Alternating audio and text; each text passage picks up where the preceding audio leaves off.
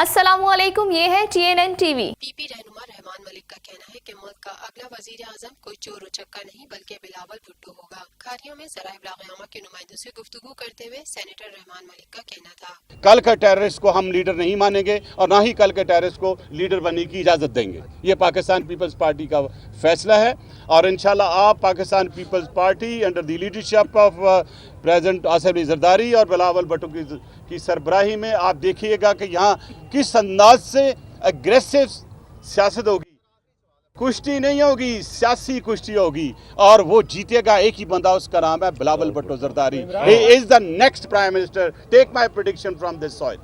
دیکھتے رہیے تازہ ترین خبریں اور exclusive reports. Lotus Lake Towers, a groundbreaking endeavor by Lotus Properties.